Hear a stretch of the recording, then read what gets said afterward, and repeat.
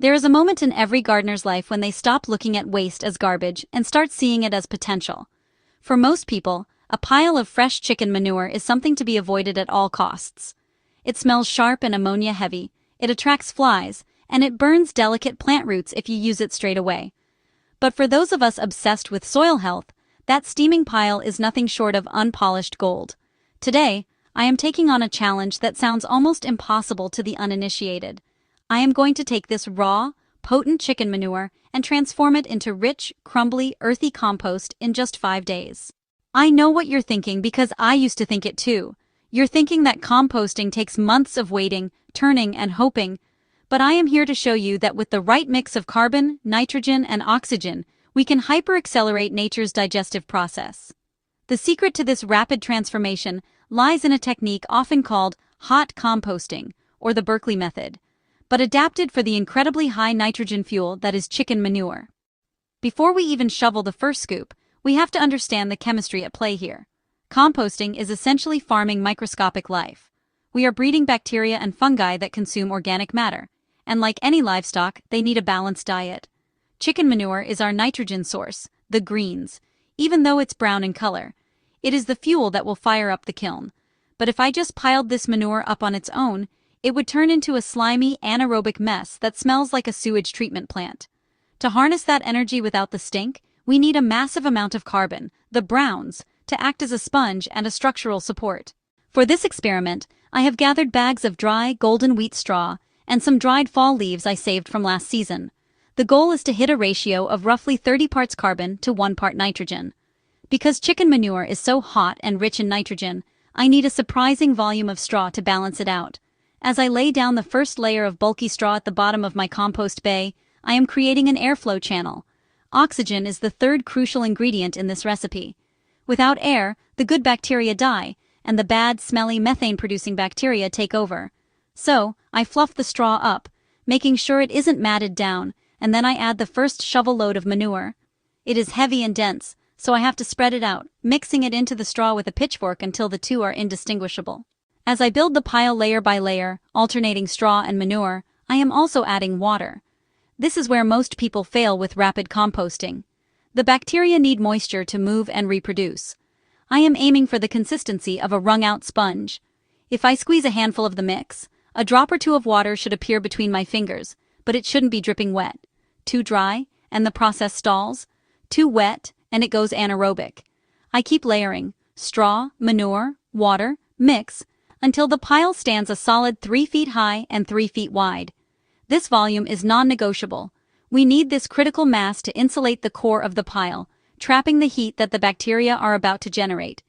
By the time I finish building the pile on day 1, my arms are tired, and the pile just looks like a dirty haystack, but the biological clock has started ticking. When I come back on the morning of day 2, the magic has already begun. Even before I touch the pile, I can see the evidence.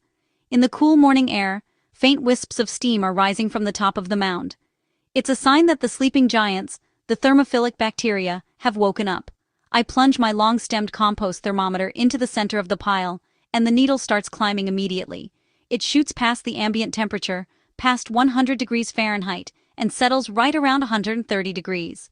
This is the heat of metabolism, billions of microorganisms feasting on the nitrogen in the manure and the carbon in the straw, reproducing at an exponential rate. This heat is crucial because it isn't just breaking down the material, it is sanitizing it. At these temperatures, weed seeds are cooked until they can't germinate, and harmful pathogens like Salmonella and E. coli begin to die off. By day 3, the pile is roaring. The thermometer now reads a scorching 155 degrees Fahrenheit. This is the danger zone where we have to be careful. If it gets much hotter, over 160 degrees, the beneficial bacteria will actually cook themselves to death, and a white, ash-like fungus called actinobacteria will take over. To prevent this burnout and to ensure everything breaks down evenly, I have to turn the pile. This is the workout portion of the video. I take my pitchfork and essentially turn the pile inside out. The material that was baking in the hot center gets moved to the cool outer edges, and the untouched straw on the outside gets buried in the middle to cook.